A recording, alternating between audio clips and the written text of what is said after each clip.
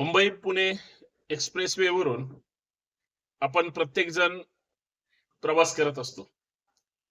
मुंबईला जायचं म्हटलं किंवा मुंबईकरांना पुण्यात यायचं म्हटलं तर एक्सप्रेसवे शिवाय पर्याय नाही.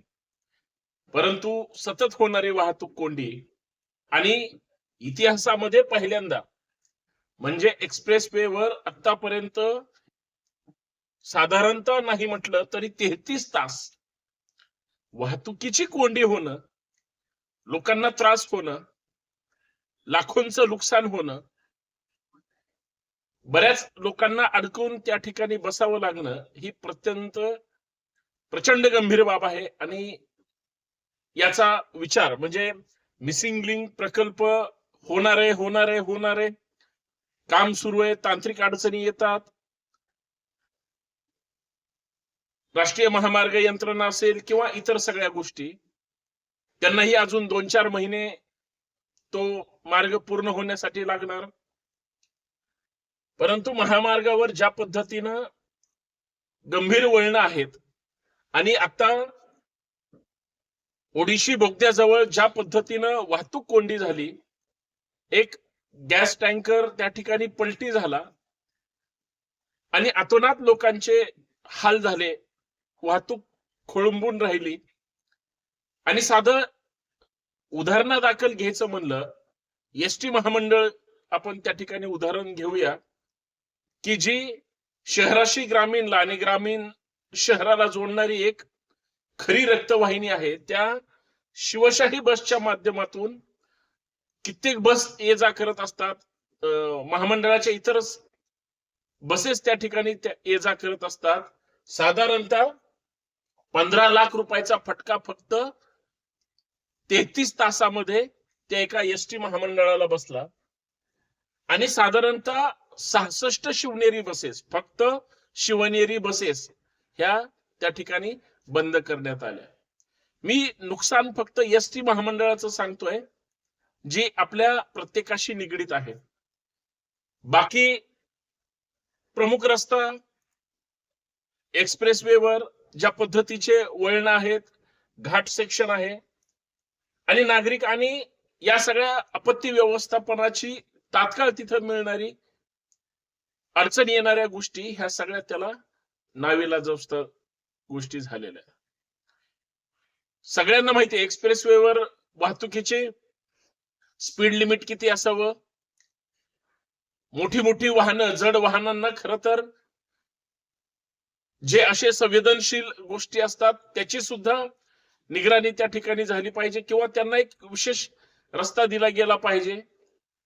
आज मुंबईसाठी प्रत्येकाला तात्काळ त्या ठिकाणी जाता यावं, येता यावं, म्हणजे फक्त रेल्वे जर सोडली तर मुंबईची म्हणजे एक्सप्रेसवे वरून जा ये करणारी अख्खी वाहतूक ही जर 33 तास 12-36 विचार करा, इतकी जर ती अडकून बसत असेल आणि वाहतूक कोंडीला जर सरकार म्हणजे एकंदरीत संपूर्ण शासकीय यंत्रणा ही जर त्याच्यातून काही परिस्थितीजन्य काही मार्ग काढू शकत नसेल तर ही गंभीर गोष्ट आहे. एका बाजूला म्हणजे घाट महत्वाच्या ठिकाणी बरेच पॉइंट्स आणि पर्यायी रस्त्याचा वापर, या सगळ्या गोष्टीचा जर बारकाईने विचार केला तर प्रचंड गंभीर गोष्ट आहे. आजकाल विमानसेवेकडे सुद्धा त्या म्हणजे ती सुद्धा जमिनीवर आहे. मधल्या काही दिवसापूर्वी विमान सेवेचा जो खेळखंडोबा झाला होता, वेगळं सांगायची गरज नाही. नागरिकांच्या अपेक्षा आहेत की एक्सप्रेसवे आणि इतर सगळ्या ह्याच्यातून त्या अपेक्षा सुद्धा तुम्हाला खरं तर समजणं गरजेचं आहे. आणि मला ही इतकी महत्वाची, खरं तर आज द्रुतगती मार्गावर म्हणजे पुणे मुंबई एक्सप्रेसवेवर आता 33 तासाची वाहतूक कोंडी झाली पहिल्यांदा. भविष्यात सुद्धा ही होऊ शकते, यंत्रणा सुद्धा कोलमडलेली आहे. आणि सगळ्यात महत्वाचं ही धोक्याची घंटा आहे. कारण हे जर आता इथून पुढे वारंवार होत असेल, एक टँकर पलटी झाला, संवेदनशील गोष्ट आहे, त्याच्यामुळे अजून घातपात होऊ शकतो. आणि लोणावळ्याचा तो जे कॉर्नर आहेत आणि इतर सगळ्या ज्या गोष्टी आहेत, नागरिकांनी या महामार्गावरून प्रवास करायचा की नाही हा सगळ्यात मोठा प्रश्न निर्माण झालाय. महामार्गावर एखादी आणीबाणीची घटना किंवा अपघात घडल्यास वाहन चालक किंवा नागरिकांना मदत व्हावी यासाठी काहीतरी सक्षम यंत्रणा त्या ठिकाणी राबवली गेली पाहिजे. द्रुतगती मार्ग असेल, राष्ट्रीय महामार्ग असेल, यांच्या प्रवेशद्वारावर खास करून टोल नाक्यावर डिजिटल बोर्डद्वारे त्वरित सूचना सुद्धा मिळायला हवे. म्हणजे ज्या गाड्या इथून तिकडे जातात किंवा काही गाड्या तिकडून इकडे येतात, टोल क्रॉस केल्यानंतर मग मेन एक्सप्रेसवे आपल्याला त्या ठिकाणी चालू होतो. जर तिथंच सूचना मिळाली तर तिथूनच यू टर्न घेऊन वाहतूक डायव्हर्ट होऊ शकते किंवा आपला मार्ग बदलला जाऊ शकतो आणि त्या ट्रॅफिक जामची, वाहतूक कोंडीची किती गंभीरता आहे, तीव्रता आहे, त्याच्यावरून पुढचा प्रवास किंवा काही लोक फुटबॉलला वगैरे थांबू शकतात, तेवढी वाहतूक सुरळीत होईपर्यंत. पण या महत्वाच्या गोष्टी आहेत. वाहन चालक पर्यायी मार्गाचा विचार करू शकतील अशी व्यवस्था असायला हवी. मी सुरुवातीला सांगितलं की ही जर गंभीर गोष्ट असेल आणि अडकलेल्या वाहनांना, लोकांना, आणि बघा ना, विशेषतः महिला भगिनी असतील, वृद्ध मंडळी असतील, ज्यांचे काही महत्वाची काम असतील, मग ते कोर्टात काम असतील, काही परीक्षाचा काळ आहे, मुलांच्या कॉम्पिटिटिव्ह एक्झाम असतील, इंटरव्ह्यू असतात, आणि हे जरी सगळं असलं तरी वृद्ध माणसं असतील, त्यांच्यासाठी किती ह्या सगळ्या समस्या भयानक आहेत. आणि म्हणून अशा ऍम्ब्युलन्स असतील, कारण या 33 तासामध्ये म्हणजे सुरुवातीच्या 7-8 तासात 2-3 ऍम्ब्युलन्स सुद्धा अक्षरशः अडकून पडल्या होत्या. त्या फक्त वाजत होत्या आणि ड्रोननी आणि वेगवेगळ्या माध्यमातून जी काही पाहणी केली वाहतूक कोंडीची, भयानक. म्हणजे या सगळ्या गोष्टी विचार कराव्या लागणारे आहे. सगळ्यात महत्वाचं, जी प्रभावी संवेदनशील यंत्रणा त्या सगळ्या महामार्गावर असणं गरजेचं आहे.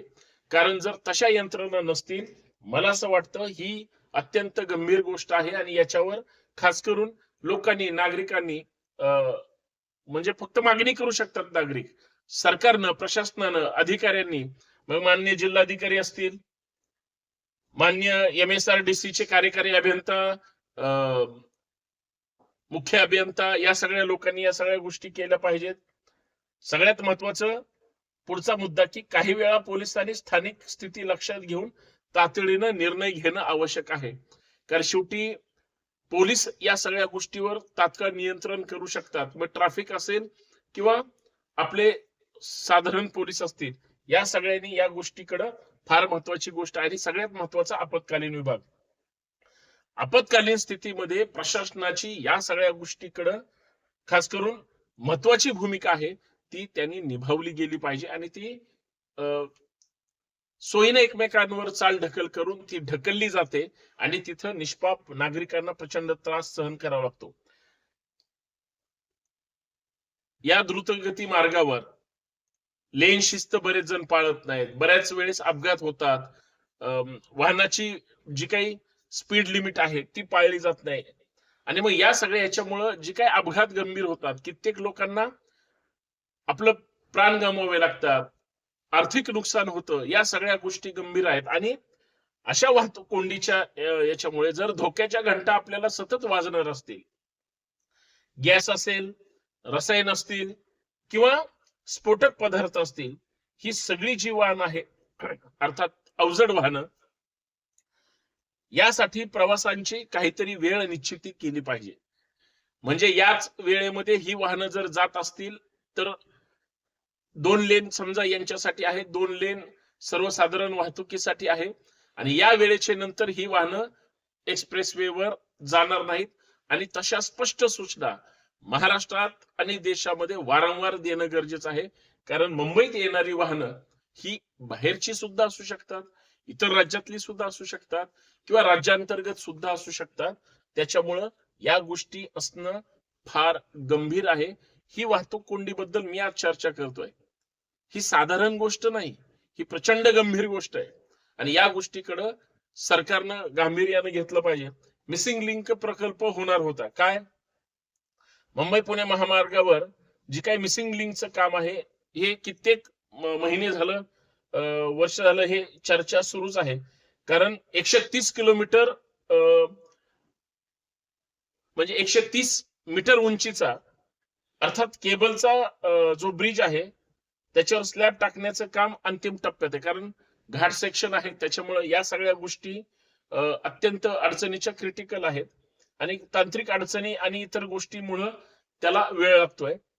आणि 2 आणि 3 येणाऱ्या पुढच्या महिन्यामध्ये ही काम जर पूर्ण झालं तर वाहतुकीची समस्या बऱ्यापैकी कमी होऊ शकते, असं एकंदरीत म्हणणं आहे. पण अजून त्याला एप्रिल मे पर्यंतचा महिन्याची या सगळ्या गोष्टीला वाट पाहावी लागते.